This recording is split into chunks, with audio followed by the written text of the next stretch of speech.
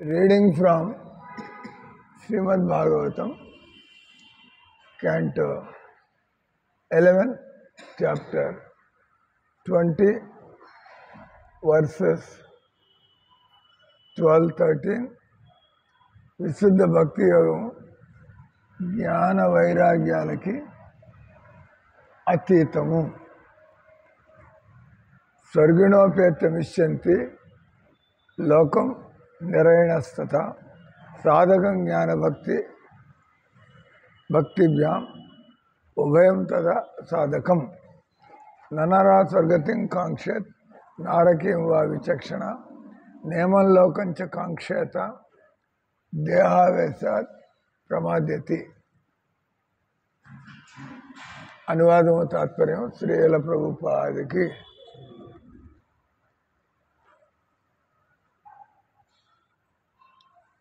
మానవ జన్మ విశుద్ధ జ్ఞానము,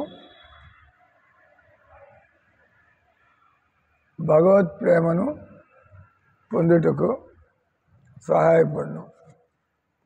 కనుక స్వర్గవాసులు నరకవాసులు అందరూ కూడా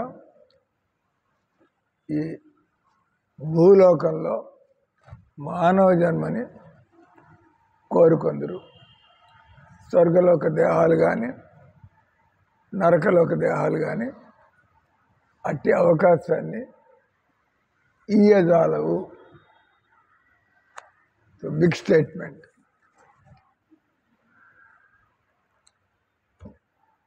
तो मानव जन्मे జన్మని సార్థకం చేసుకోవడానికి ఎన్నో జన్మలు ఉన్నాయి. నరలోక జన్మలు, నరకలోక జన్మలు, స్వర్గలోక జన్మలు, ఇంకా రకరకాల లోకాలు, రకరకాల యోనులు, శరీరాలు. కానీ మానవ జన్మ ఇది స్వర్గలోకంలో లక్షల లక్షల సంవత్సరాలు విసుగు వస్తుంది. 100 ఏళ్ళు గడపడానికి విసుగు. అంటే లక్షల లక్షల తర్వాత నీ మోక్షం అంటే ముందరే మీకు బాధపట్టుకుంటుంది, ఎక్కడ గడపాలి అని కూడా. అంటే మానవ జీవితం మరీ పెద్ద ఆయువు కాదు. ఎన్నేళ్ళు బతకాల?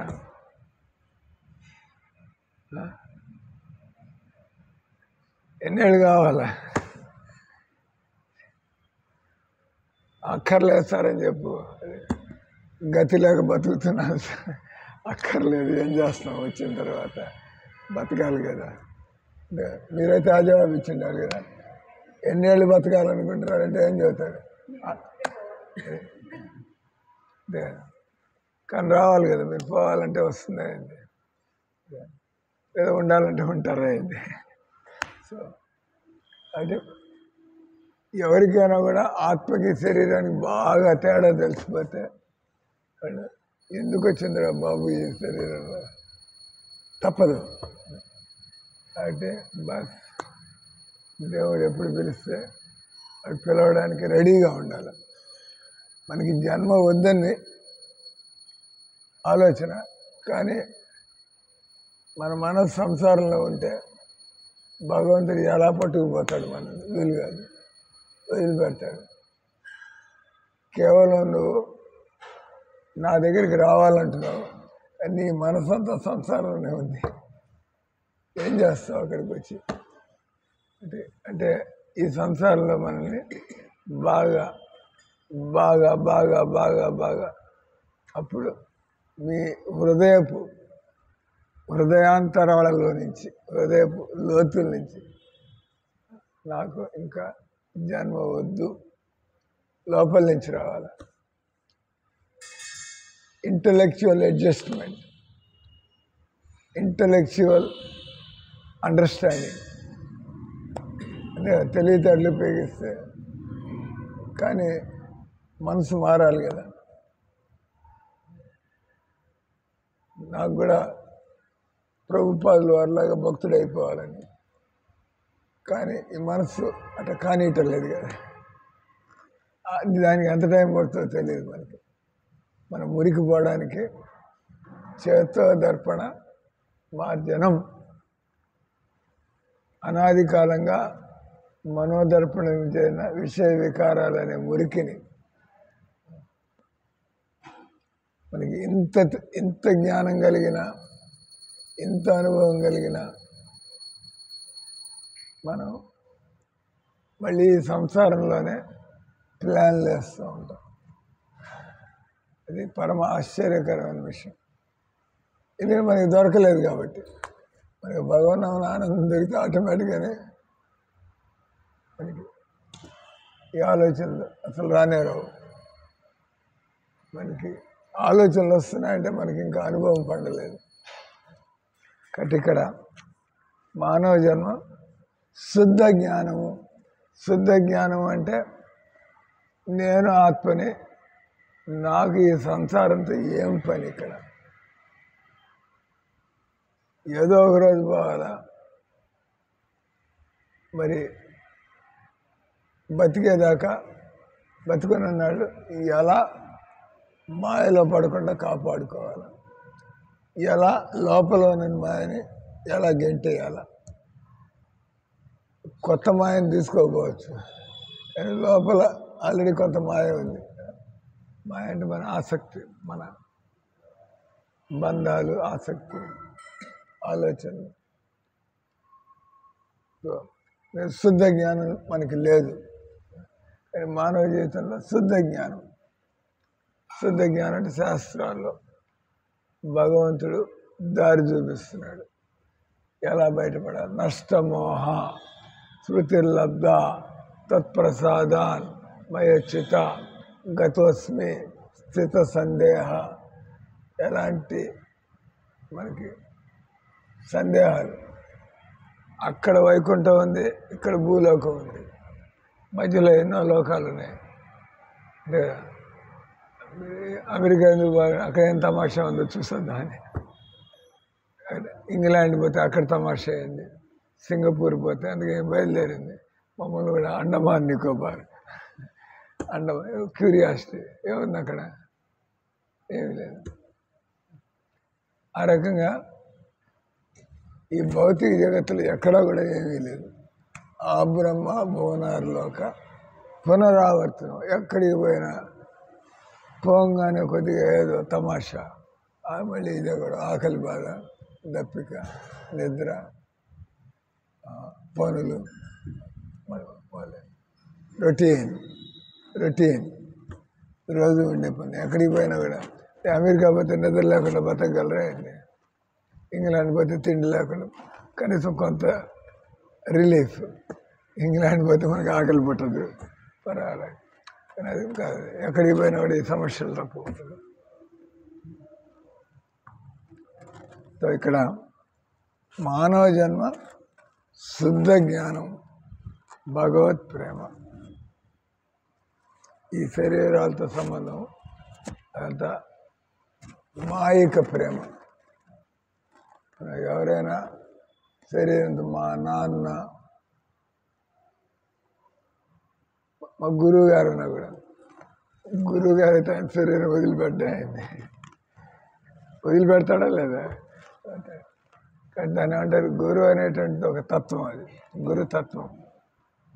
ఇక్కడ నేను మాట్లాడుతున్నా, అక్కడ జయపతాక స్వామి మాట్లాడుతున్నాడు, అక్కడ రాధానాథ స్వామి మాట్లాడుతున్నాడు.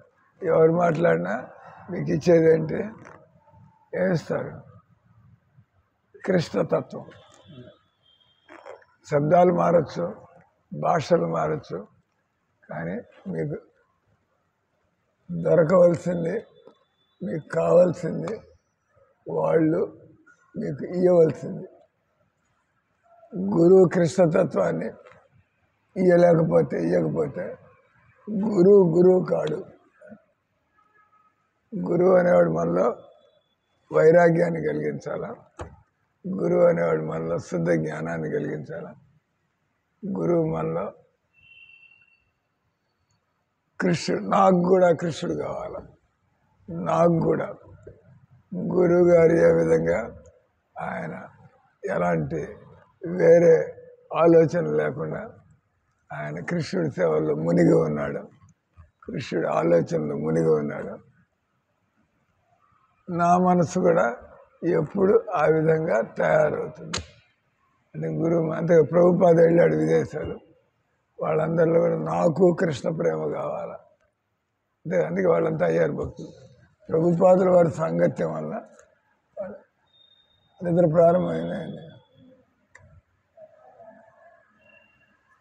మీరండి, లేకపోతే వాళ్ళు కొద్దిగా ముందుకు వస్తే అందరికీ తెలుస్తుంది నిద్రపోతున్నారు వింటున్నారు. వాళ్ళు నవ్వుతుంటే నాకు అర్థమైపోద్ది, ఇటు చూస్తా, అంతే కదా. నిద్రపోతుంటే మీరు చూస్తుంటాం, వెనకాల కూర్చొని నిద్రపోతాను అలాగే. కాబట్టి ఇక్కడ ఎవడయ్యా గురువు అంటే, మనం ఎవరి సాంగత్యంలో ఉంటే మనకి శుద్ధ జ్ఞానం కలుగుతుందా. శుద్ధ జ్ఞానం ఈ కర్మకాండలు, పూజలు, అనుష్ఠానాలు, తపస్సులు అట కాదు. శుద్ధంగా నేను ఆత్మని 24 గంటలు నేను కృష్ణుడి సేవలో ఉండాలి. అది శుద్ధ జ్ఞానం. ఈ తపస్సు చేయండి, ఆ యోగా చేయండి, మళ్ళీ అడగాలి ఏమవుతుంది సార్ ఇవన్నీ చేస్తే, ఇవన్నీ చేస్తే ఏమవుతుంది సార్ అంటే శుద్ధ జ్ఞానం కాదు. డైరెక్ట్గా మనకి కృష్ణ ప్రేమని, కృష్ణ భక్తిని, కృష్ణ తత్వం ఎడ మనకి నాకు కృష్ణుడు కావాలా. ఎవరి జీవితాన్ని చూస్తే ఇది నాకు కృష్ణుడు కావాలి అనిపిస్తుందో వాళ్ళంతా మీకు గురువులే. గురువు ఒక్కడే ఉంటాడు, ఎంతమంది ఉంటారు? మీరంతా కూడా నాకు గురువులే. ఎలా? మీరంతా కూడా నాకు గురువులు అని చెప్పారు. అదేంద్ర సార్, మీ అందరి దగ్గర నుంచి అంత ఇంత నేర్చుకుంటున్నాం కదా మేము కూడా. హరిప్రేమ, హరమ్మ, దేవుడికి అలా పూర్తిగా ప్రయత్నం చేసి అందరూ ఉన్నా కూడా, ఆడపిల్లకాయలు ఉన్నా, మనవాళ్ళు ఉన్నా కూడా దేవుడి వెనకాల పడి నేర్చుకోవాలి మీ దగ్గర నుంచి. అంటే మాకంటే ఎవడు లేదు, పిల్ల లేదు, జల్లా లేదు, ఇదే పని పర్వాలే. కానీ మీకు చాలా లంపటాలే ఉన్నాయి. అయినా కూడా కూర్చుంటే హరిప్రేమ దగ్గర నుంచి విషయం నేర్చుకోవాలి. ఎలా ఎన్ని ఉన్నా కూడా తోసి పారేసి చేస్తాం. కృష్ణుడి సేవలో ఎలా ఉండాలి. ఏమి కూడా ఉద్యోగం చేస్తుంది, ఇల్లు వాకిలి ఉంది అక్కడ. ఆయన కూడా మందిరంలో ఉండడు, తల్లిదండ్రులకి దూరంగా ఉంటాం. అంటే ఏదో కోరిక, నాకు కూడా ఆ కృష్ణుడి ప్రేమ కలుగుతుంది ఆశ. అంటే కృష్ణుడి ప్రేమ కావాలా, ఆ ప్రేమ ఆశ అది కలిగితే మనకి నో కేర్స్. నో కేర్స్ అంటే ఏది కూడా మిమ్మల్ని వెనక్కి లాగలేదు. ఆ స్థితి దాన్ని ఏమంటారు? Point of no return, irreversible stage. మీరు భక్తిని వదిలిపెడతారంటే ఇంకా మీకు బాగా తలకెక్కలేదు. భక్తి బాగా తలకెక్కితే ఎవడో వస్తాడు పెళ్లి చేసుకోవడానికి, పెద్ద ప్రమోషన్లు వస్తాయి, మీకు బాగా డబ్బులు వస్తూ ఉంటాయి, ఎన్నో అవకాశాలు వస్తూ ఉంటాయి. మీరు అవన్నీ కూడా తోసిపారేయాలి. కేవలం కృష్ణుడు దొరికిన వాడే అవన్నీ తోసిపారేస్తాడు. కృష్ణుడు దొరకని వాడు చాలా అది ఎట్లా వెళ్ళలేదు, కొద్దిగా ఇదేదో చూద్దాం ఈ తమాషా. మన బతుకులే అన్నాడు శ్రీకాంత్ అన్నాడు, నేను ఎప్పుడు తల్లిదండ్రుల ప్రేమ అంటే ఎప్పుడు చూడలేదు, కనీసం పెళ్ళాం ప్రేమ అనేది చూడాలి అనుకుంటున్నాడు ఆయన. అది దొరుకుతుంది. వ్యక్తుల మధ్య ప్రేమ అనేది వీలు కాదు, వీలు కాదు. అది ఎంత ప్రేమ ఉంటే అంత ఏడిపించిపోతారు అక్కడ, అంతే కదా. మీకు ఎంత ప్రేమ ఉంటే అంత ఏడవలసి వస్తుంది వాళ్ళు లేకపోతే. అయితే ఆ ప్రేమ పెట్టుకోకుండా ఉండడం మరి.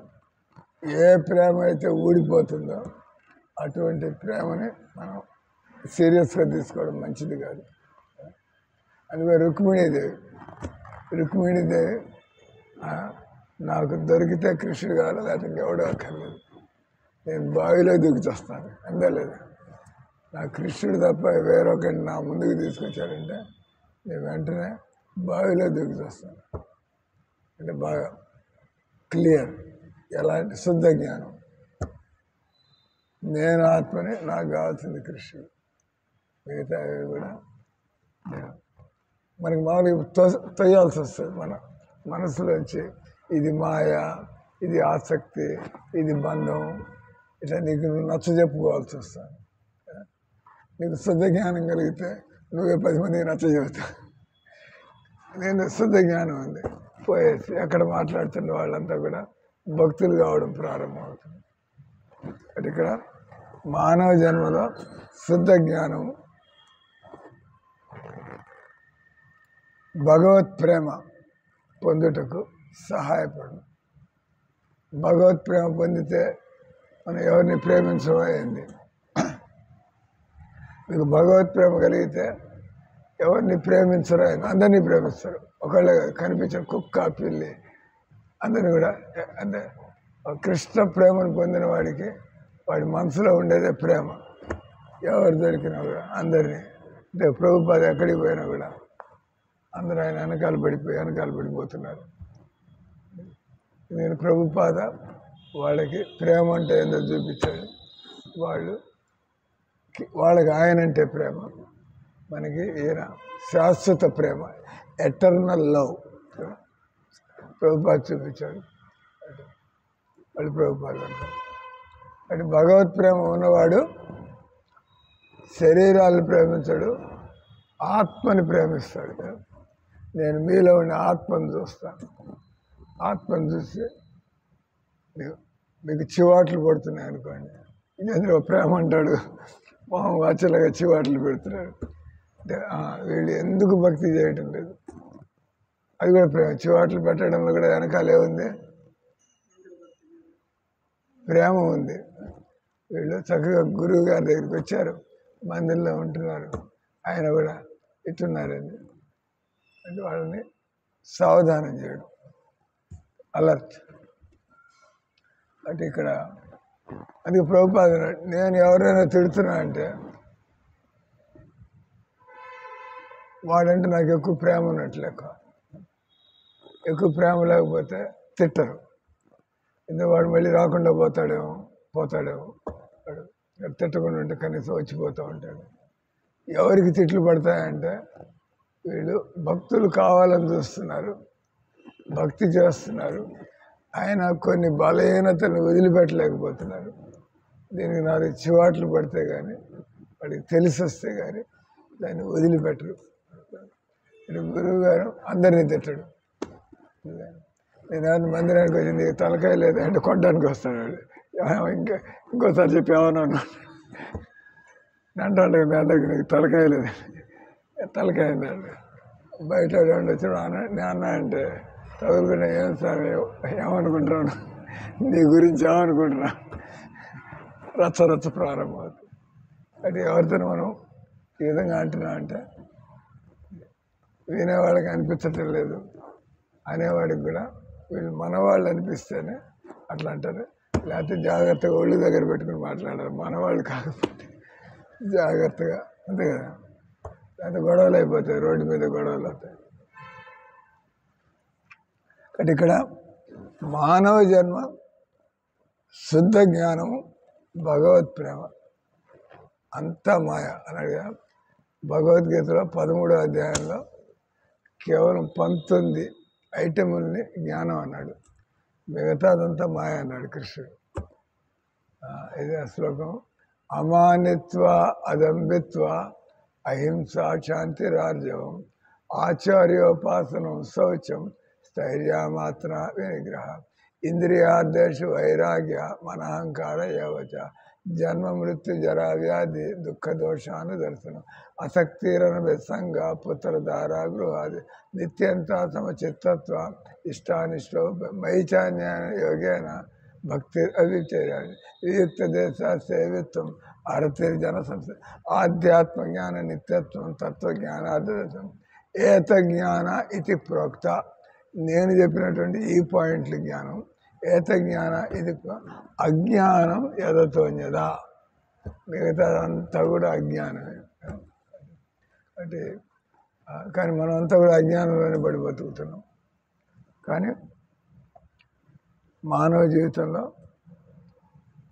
నాకు చేత కాదు, ఈ జన్మలో నా వల్ల కాదు,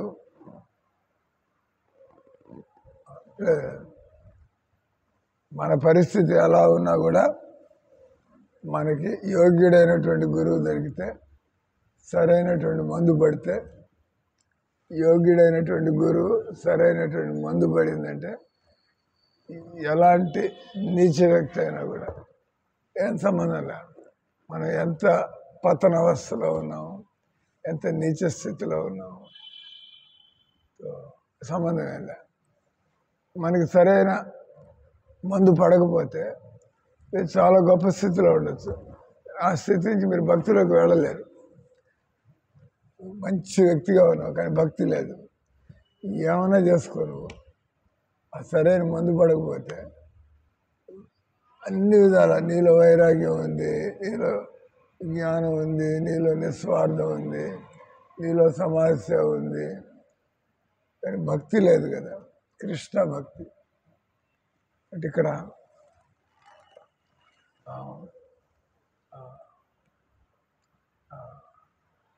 దానికి సరైనటువంటి మందు పడాలి. అంటే మనం ఎవరైనా చెప్పారు, మీరంతా కూడా ఇస్కాన్లో ట్రైనింగ్ పొందుతున్నారు, సరైన చోట ట్రైనింగ్ పొందుతున్నారు కాబట్టి ఈ విషయాలు తెలిసిపోయాయి. మీరు ఎక్కడికి పోయినా టీవీలో ప్రోగ్రాంలు చూస్తున్నా, మీరు పెద్ద పెద్ద అనుష్ఠానాలు, మందిరాలు, జన సముద్రం వాళ్ళంతా అని పోతున్నారు, శబరిమల అయిపోతున్నారు అనుకుంటారు. పాపం వీళ్ళంతా కూడా దారి తప్పిపోయి అడిగిపోతున్నారు. తెలిసిపోయి ఎక్కువ మాట్లాడక్కర్లేదు కూడా, ఎక్కడికి పోతున్నారు. అది వాళ్ళని చూడంగానే ఒక నిమిషం ఎవరినైనా చూడంగానే వాళ్ళు భక్తులా కాదా, లోపలికి ఎవరైనా వస్తారు రాగానే వాళ్ళు భక్తులా కాదా అని అడుగుతారు. నేను చూసి కాదని చెబుతాను అనుకోండి, ఎలా కాదంటారు సార్, ఎందుకంటే హరే కృష్ణ అనలేదు కాబట్టి. ఎవడైనా హరే కృష్ణ అన్నాడంటే వాడు భక్తుడు. ఫినిష్. జస్ట్ నీ మోహన్ చూడంగానే, నిన్ను చూడంగానే వాడిని హరే కృష్ణ అనకపోతే వీడు భక్తుడు కాదు. నేను కిచెన్లో పోతా ఉంటా అంట, నేను కనపడంగానే హరే కృష్ణ అంటే వీళ్ళంతా భక్తులు. అందుకని ఏదో పనుల్లో పడిపోయి ఒక వ్యక్తి ఇంకో వ్యక్తిని కలుసుకోగానే మొట్టమొదట ఏమనాలా, హరే కృష్ణ. ఎవరైనా కావచ్చు, వారు కలెక్టర్ గారు కావచ్చు, కలెక్టర్ అయితే ఆయన దైవం భూతం అయింది, ఆయనకి ఇవన్నీ తెలీదు. కొత్త కలెక్టర్ వచ్చారండి ఇప్పుడు జిల్లాకి. ఎస్పీ గారు ఇంతకుముందు శ్రీకాంత్, ఇప్పుడు ఎస్పీ గారు ఆడా వచ్చింది. మీరంతా బయలుదేరండి. హరిభో పేస్తానా పేరా, మీరు నేను బొమ్మంటే పోయి రావాలి. ఎస్పీ గారు ఆడాలనగానే వాళ్ళంటే కలుసుకుంటుంది. మీరు పోయేసి హరే కృష్ణ చెప్పారు. ఎవరి పేరైంది?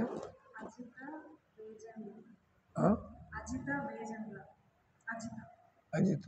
ఆడ మొహం కూడా ఉంది అక్కడ, మొహం అడిగితే తీసుకొస్తుంది. ఆర్టిఫిషియల్ అజిత మొహం చూపించాలి, అది కూడా బయటకు వస్తుంది. సో ఎస్పీ గారు ఆడ, మన కలెక్టర్ గారు హిమాంశు శుక్ల, ఆంధ్ర ఆయన కాదు, శుక్ల అనేది యూపీలో బ్రాహ్మణులు ఉంటుంది.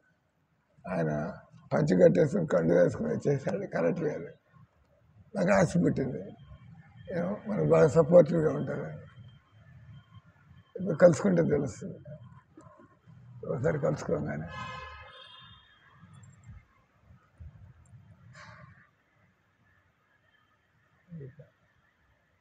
మనం చూస్తే భక్తురాల్లాగా ఏం లేదు.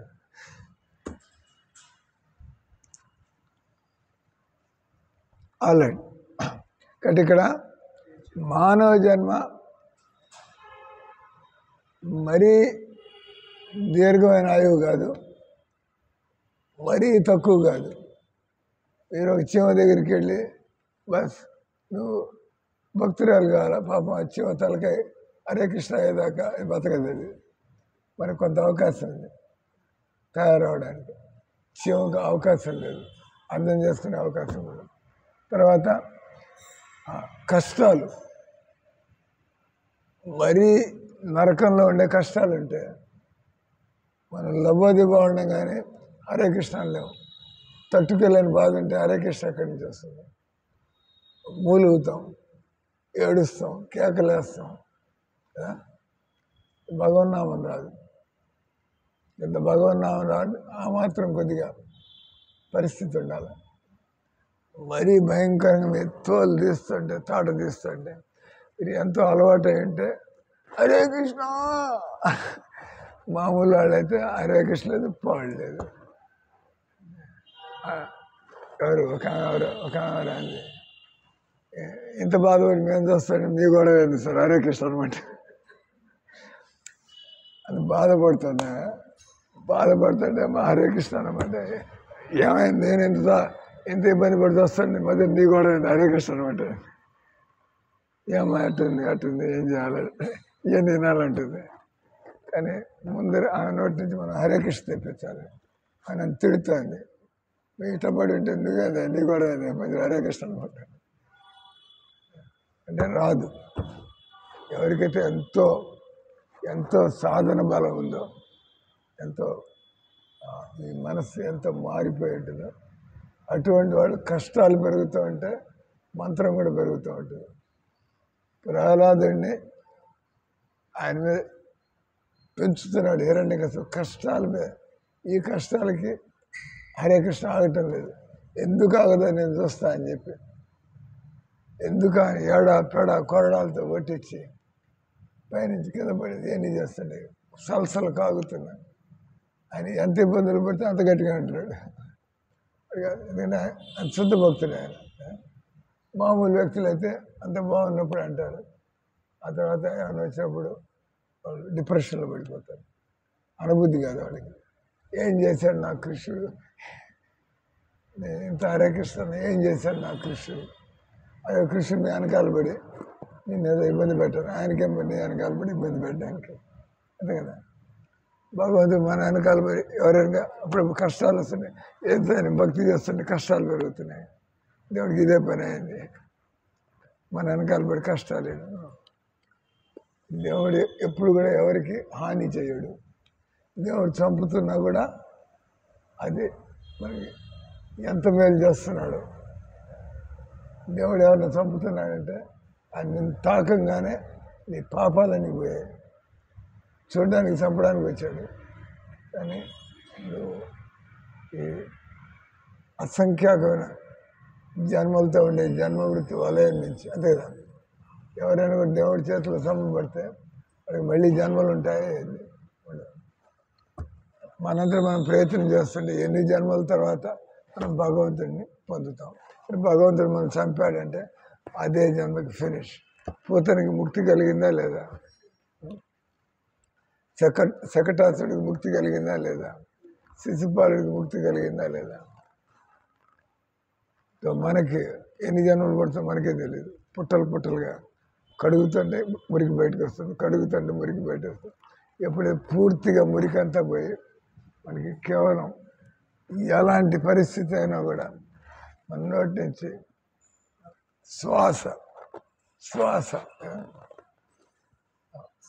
శ్వాసలాగా ఏ రకంగా శరీరం శ్వాస సహజంగా తీసుకుంటూ ఉంటుందో, ఎప్పుడైతే ఆత్మకి హరే కృష్ణ అనడం అంత సహజం అవుతుందో అప్పుడు మీరు భక్తురాలైనట్టు. ఆగిపోతుంది అంటే అన్నాడు ఆయన శిష్టాష్టకం 3వ శ్లోకంలో, ఇది